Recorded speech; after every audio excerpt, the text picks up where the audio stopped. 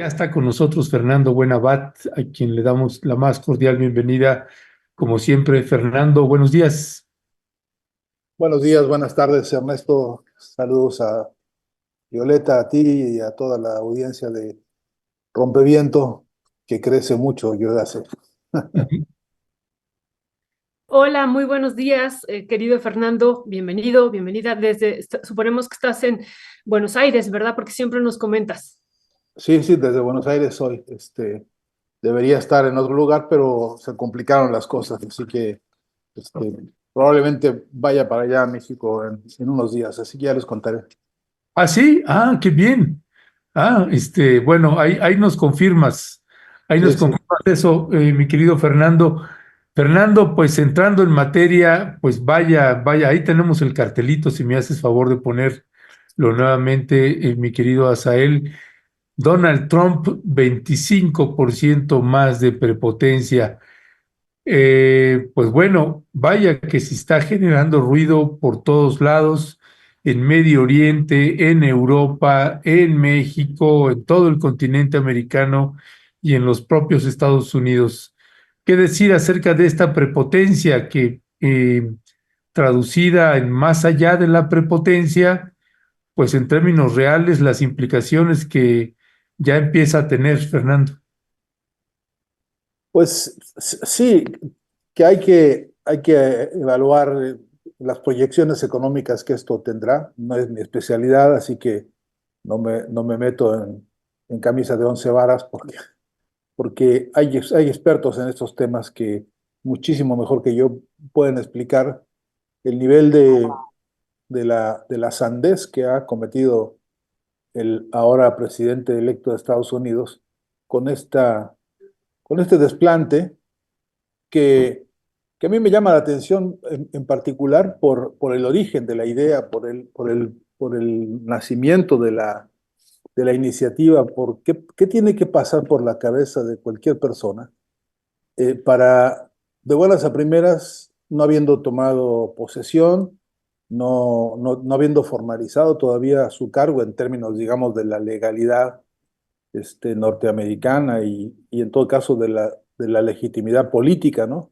Pero, qué hay en la cabeza de alguien que con semejante anticipación ya empieza a hacer anuncios que tienen repercusiones tan, tan claras como estas, entre otras, las repercusiones políticas y principalmente, creo yo, también las repercusiones ideológicas, Ernesto Violeta, porque em, una persona cuya historia se centra en, en servirse de los estados, servirse de los gobiernos, servirse de la política, servirse de la economía para su propio beneficio, un currículum basado solamente en el interés de su enriquecimiento, una historia tan propiamente eh, diría yo, obscena de individualismo, de necedad burguesa, diría, en el sentido más riguroso de cómo se entiende eso en Estados Unidos. Una personalidad como la de Donald Trump, cuyo interés único es su nombre, su riqueza y su influencia en el sentido de llegar a un gobierno como empresario para gobernar para empresarios, en fin, en suma, una personalidad que jamás se ha interesado por la realidad histórica, política de los pueblos, por su desarrollo tecnológico, educativo, social, político, etcétera. Por lo que se interesa ahora es por crear una especie de proteccionismo para algunas de las empresas norteamericanas que son las de sus cuates, las de sus compadres, las de sus amigos. Y también con la mentalidad de un mega millonario que además se siente con el poder suficiente como para empezar a poner sanciones antes siquiera de asumir la presidencia. Y eso a mí me parece que delata en mucho algunos de los sueños de prepotencia que muchos sectores de México y de América Latina profesan los sectores empresariales, que me parece que hay atrás de esta sanción, además de un castigo económico, hay una especie de castigo moral, hay una especie de mensaje político diría yo mejor todavía ideológico, sobre quién es el jefe ahora, quién es el que marca la pauta, quién será el que diga con la prepotencia que él acostumbró, incluso en sus espectáculos televisivos. Recordemos que este hombre ha vivido muchos años de fabricar espectáculos de televisión en los cuales se exhibe como un patrón de estos, patrón de estancia, al que le encanta echar a la gente y gritonearle a los trabajadores, este, tratándolos con la punta del pie. En fin, y así que cuando uno dice prepotencia, prepotencia elevada, ahora 25%, hasta se queda uno corto porque evidentemente el mensaje, evidentemente la moraleja de la sanción tiene como premisa, aquí estoy yo con mi poder, aquí estoy yo con mi autoridad, autoritarismo prefiero decir, para decirles a todos ustedes que yo decido cómo el rumbo de la economía de América Latina y del mundo ahora se rige por cómo se dictamina y cómo se profesan estas sanciones. Sin argumentación pública alguna, sin explicación técnica que haya mediado para semejante desplante y sobre todo sin alguna provisión, diría yo mejor previsión, de que estas cosas son indebidas en términos de alguien que ni siquiera todavía se sienta en la silla presidencial. De modo que si hasta uno se queda corto cuando habla de prepotencia, yo diría que esto es también una obscenidad del orden de la política de los empresarios que ahora gobiernan para sí mismos y que tienen este perfil de mandar mensajes mafiosos al mundo eh, mientras que defienden sus propios negocios, ¿no? Muchísimas gracias, Fernando. Fernando, ¿cuál sería tu análisis, tu valoración? ¿Cómo lo estarías viendo esta respuesta empresarial de respaldo que lo hemos visto esta mañana en Palacio Nacional?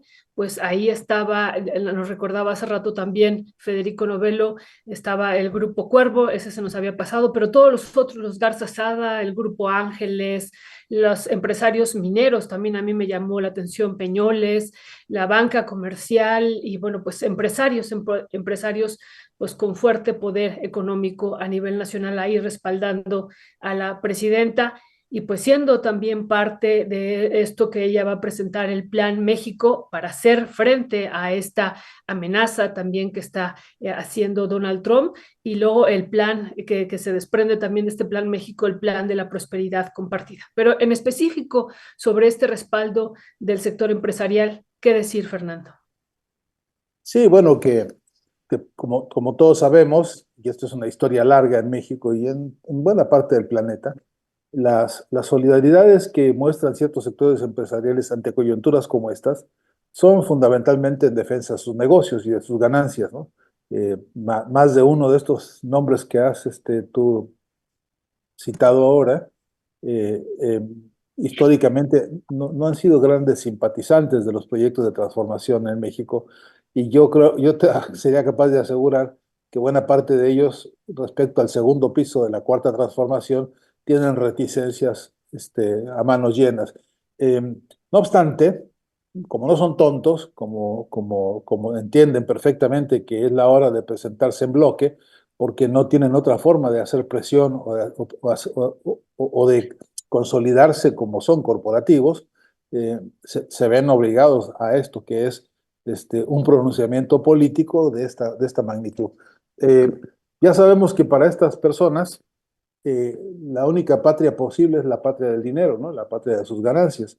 Entonces, sí que se vuelven patriotas en esto y sí que a ellos les sirve la coyuntura de que, por otro lado, la circunstancia del discurso del gobierno mexicano y de Claudia Sheinbaum ha sido, por otro lado, oportuno y yo diría que valiente en más de un sentido, ¿no?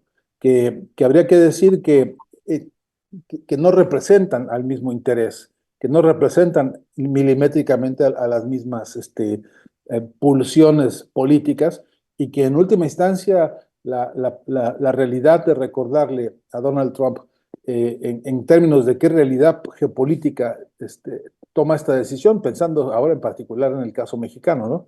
Porque las consecuencias en Centroamérica son otras, con otras repercusiones, con otra caja de resonancia, las repercusiones hacia América Latina son otras y con otras, repito, cajas de resonancias. Pero la propia lectura que Claudio Sheinbaum ha hecho en primera persona de una carta que ha hecho ella pública también en algunos de sus párrafos más significativos, me parece que tiene también a su vez una respuesta que también posiciona a Claudio Sheinbaum en un escenario político nacional e internacional que México debe aprender a cumplir con mayor puntualidad y con mayor frecuencia de cara a cómo se está presentando la geopolítica ahora en el continente, ¿no? Así que lo único que puedo subrayar es que efectivamente la lógica de los intereses empresariales en México lo que ha hecho con esto es exhibir uno de sus flancos más oportunistas, uno de sus flancos más coyunturalistas.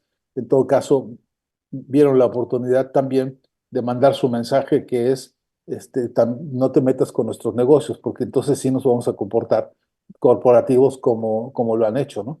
De todas maneras, ahora habrá que ver cuando se pongan las cosas un poco más en claro, cuando vengan las decisiones más agudas y cuando haya que tomar decisiones de mayor firmeza en lo económico y en lo político, vamos a ver qué tan solidarios van a ser con las declaraciones de México. Y ahí, para eso, faltan unos cuantos meses todavía para ver cómo la realidad se va a dirigir hacia dónde, ¿no? Ya. Gracias, mi querido Fernando Buenabat. Fernando, hoy tuvimos en el programa un keynesiano y un marxista hablando precisamente de los escenarios que Y podían, ayer un post-keynesiano, y perdón. ayer un post-keynesiano hablando de los escenarios de México y del mundo frente a la llegada de Donald Trump, que finalmente, nos guste o no, pues sí, rompe varios paradigmas y coloca los escenarios políticos y económicos que implica hacer modificaciones importantes y se abren también áreas de oportunidad frente a los escenarios cuando estamos viviendo una especie de encierros. Hace un rato con uno de los economistas ya no nos dio tiempo de abordar el tema a profundidad, pero él mencionó también lo de los BRICS. Y tú estás en Sudamérica viviendo desde hace un buen tiempo y te toca ver, por ejemplo, lo que pasa allá o cómo se miden, cómo se perciben el escenario de los BRICS. Vemos a Brasil metido y vemos precisamente al presidente de Argentina en el sentido estrictamente contrario, ¿no? Como un perrito dócil ahí frente a Musk o frente a Donald Trump. Eh, por vez primera yo creo que se ha empezado a hablar acá en México un poco más después de los anuncios de Trump de las BRICS. ¿Qué le ves posibilidades reales a que siendo vecinos de los Estados Unidos y teniendo una dependencia del nivel que tenemos de los Estados Unidos, le ves alguna posibilidad a eso? Pues, visto hoy, a esta hora, Sí, eh, creo que las posibilidades son muy, muy mínimas, ¿no? De que sí. México tuviera una iniciativa franca, abierta, de aproximación a los BRICS, ¿no? Eh, Entre otras cosas porque una de las decisiones estratégicas de los BRICS ha sido despegarse del dólar lo más posible, ¿no? Poder establecer convenios comerciales entre países sin tener que pasar por el dólar, lo cual, aparte de que es costosísimo, es una emboscada, es una trampa política, es una trampa económica y financiera, ¿no? Eh, entonces, yo, teniendo como tenemos en México eh, este tratado tan intratable, ¿no? Por cierto, de acuerdos llamados económicos, todavía hay quienes dicen que eso nos ha beneficiado. La propia presidenta Claudia ha dicho que nos ha traído muchos beneficios. Habría que sacar cuentas más profundas, pero no veo que teniendo nosotros en México el anclaje económico tan cercano, tan dinámico y tan asfixiante con el dólar, fuera posible para nosotros abrir un campo de desarrollo, de intercambio comercial con países que lo que menos quieren es eso, ¿no? Ahora mismo. Pero porque además, como eso no solamente un problema monetario, también tiene que ver con un problema de cambio histórico, de un paradigma histórico, ¿no? Hoy está hablándose de un cambio a nivel planetario que se define como cambio hacia la multipolaridad, ¿no? Esta multipolaridad, que yo quisiera que fuera multipolaridad, pero antiimperialista, por cierto, y no una especie de clonación de imperios, que ahora resulta que ya no nada más es uno, sino que pueden llegar a ser tres o cuatro, los que tengan las hegemonías, por ejemplo, comerciales y económicas sobre el mundo, con sus respectivas diferencias y con sus muy marcadas matices, por supuesto, cada uno, pero por cierto, en ninguno de los casos estamos hablando de una fase superadora del modelo capitalista en ninguna de sus expresiones, ¿no?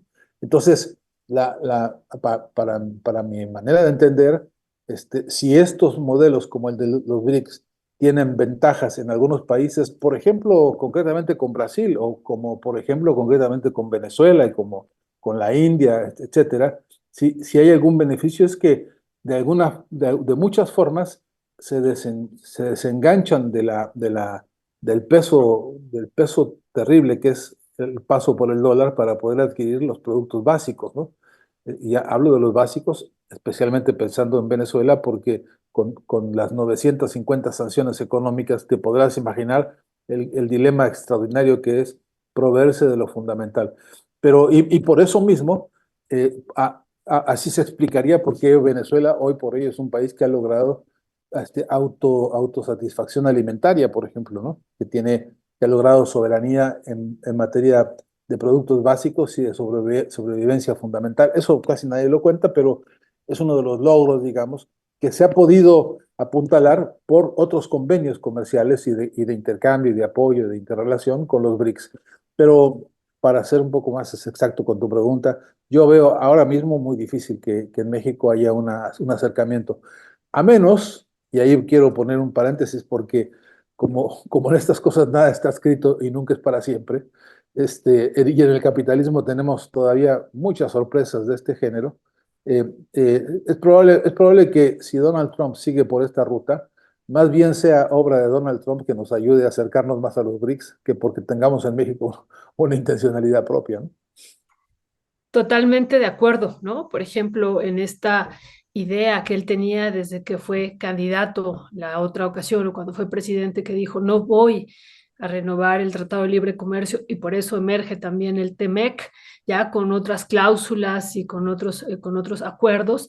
Pero bueno, siempre hay la posibilidad esta de que él decida pues que este tratado comercial no siga, ¿no? En el 2023 se va a hacer, aparentemente en teoría es una revisión, pero puede haber una renegociación y ahí podemos llegar al fin de este tratado y México pues pudiera buscar también otras conexiones con otras partes del mundo y se viera obligado, además de fortalecernos internamente, que eso es desde mi perspectiva lo que tenemos que hacer. Fernando, yo sé que estamos con este tema, pero yo quisiera pedir tu opinión sobre lo que pasó en Uruguay, ¿no? Que realmente me parece muy, muy importante y sobre todo porque pues está ahí junto a Argentina y bueno, pues empieza a transitar o a caminar por otro sendero distinto ahorita de lo que está ocurriendo en Argentina. Sí, desde luego que es una celebración para todos nosotros ver que el Frente Amplio logró, por un lado, logró resolver problemas internos que habían sido parte de una discusión muy, muy grande y que los había tenido, según mi entender, con algunas divisiones y algunas lentitudes en la organización, ¿no? Creo que hay que reconocer el papel absolutamente activo de Pepe Mujica, que se puso a hombros la campaña, que Pepe ha sido con su sensibilidad, con su claridad y con su jerarquía política, un factor muy importante en la revisión y en las discusiones. El Pepe Mujica, todo el mundo debe saberlo porque él es así, cuando habla en privado, con las reuniones con los compañeros de las organizaciones políticas, es un hombre que habla con bastante crudeza, yo diría que hasta con dureza, de algunos temas y sabe centrar algunos de los problemas y los riesgos históricos. Creo que esta vez fue escuchada su voz, fue atendida por los distintos representantes del frente, que son varios y que cada cual tiene su trayectoria, su historia y su visión de las cosas, pero que decidieron eso, trabajar en conjunto. Hay que decir que una victoria importantísima. Esto no borra del mapa a la derecha uruguaya, esto no de ninguna manera el triunfo puede convertirse, no debe convertirse en un triunfalismo sordo. Nosotros sabemos que uno de los grandes debates históricos en las izquierdas de América Latina a esta hora es que cuando se gobierna a veces se abandonan algunos de los compromisos y de las posiciones políticas más profundas, más significativas, y eso decepciona a mucha gente y eso retrasa, demora, incluso decepciona a algunos frentes.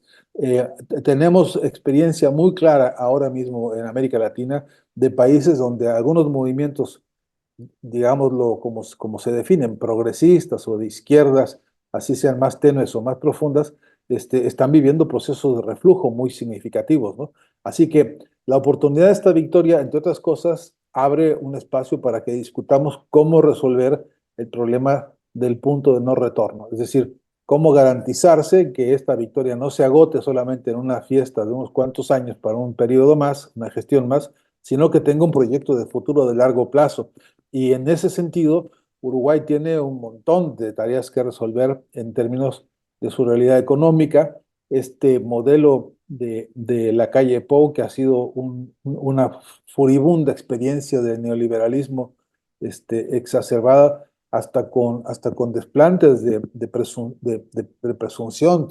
Él se exhibía en las reuniones cumbres como una especie de gran salvador mesiánico del pueblo uruguayo. Yo lo escuché en alguna reunión cumbre en la que, parado en no sé qué eh, jerarquía democrática, profesaba cátedra de democracia a los demás presidentes de la región. Se atrevió en una mesa a interpelar al propio gobierno de Venezuela y todavía estamos esperando porque Nicolás Maduro le dijo a la calle Pou, ponga usted fecha y hora para que discutamos democracia.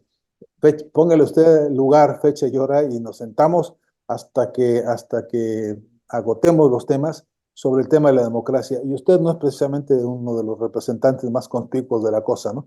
Y hasta ahora el silencio de la calle Pou tiene que ver también con esta derrota que están viviendo, porque esa pregunta, ese desafío de Nicolás Maduro a la calle Pou, eh, es el mismo desafío que le puso el pueblo uruguayo en este proceso electoral, y el tipo calladito ahora no da respuesta. Pero eso no quiere decir que no tengan una fuerza real, y eso no quiere decir que los retos para el Frente Amplio sean menores. Eh, por eso es que es la hora, creo que hora importante, hora histórica para América Latina, de recapacitar una pedagogía de la victoria que permita como eso, como una explicación de las razones de la victoria en términos de la coyuntura, de las circunstancias, del contexto y del futuro inmediato, cómo va a convertirse en una verdadera transformación permanente, ¿no? Y ese es el reto. No, nada de esto que acabo de decir a mí me resta ánimo celebratorio. Todo lo contrario, en las horas recientes he hablado con un grupo importante de amigos, compañeros, fraternos, camaradas, etcétera, del Uruguay, y repito, todos levantan una copa de celebración, pero siempre con mirada crítica, y algunas veces, y eso a mí me alienta mucho, con mirada también autocrítica, cosa que nos está haciendo mucha falta en muchos frentes. Así que, qué va a venir de esto a nivel de la geopolítica? Van a venir muchas cosas. Uno, que por lo menos el paisaje de la circunstancia le añade a la perspectiva de los ultraderechistas que ya decían que ellos tenían el futuro ganado en toda la región. Ahí tienes el mensaje de un pueblo que dijo, no, podemos volver a un camino donde la dejamos y ahora profundizar.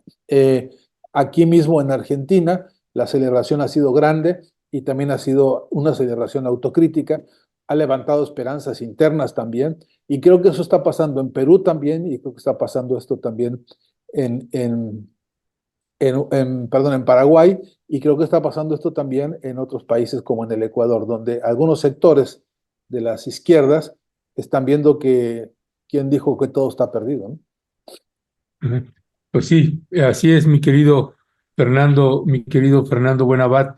Pues Fernando, te agradecemos mucho, como siempre, que nos hayas acompañado, que hoy nos retrasamos un poco más ahí, pero gracias, gracias siempre, Fernando. La gente manda muchos saludos, celebrando mucho siempre tu intervención, tu palabra. Así que gracias como siempre, Fernando, y ahí seguimos al habla. Sí, yo les avisaré, pues, si la próxima semana yo viajo para allá, será un gusto porque hay algunas agendas interesantes que creo que valdría la pena que conversáramos con todos los amigos y amigas de Rompeviento, porque sí que cerramos un año intenso, complejo, pero también tenemos un año que viene ya en unos cuantos días y que nos presenta una agenda importante de luchas sobre la cual hay que pensar qué vamos a hacer, especialmente qué vamos a hacer si realmente nos organizamos como se debe. Y ahí tenemos tareas pendientes. Un gran abrazo, Ernesto, Violeta. Nos veremos la próxima semana. Fuerte, fuerte abrazo, Fernando, y que también vaya bien todo por casa.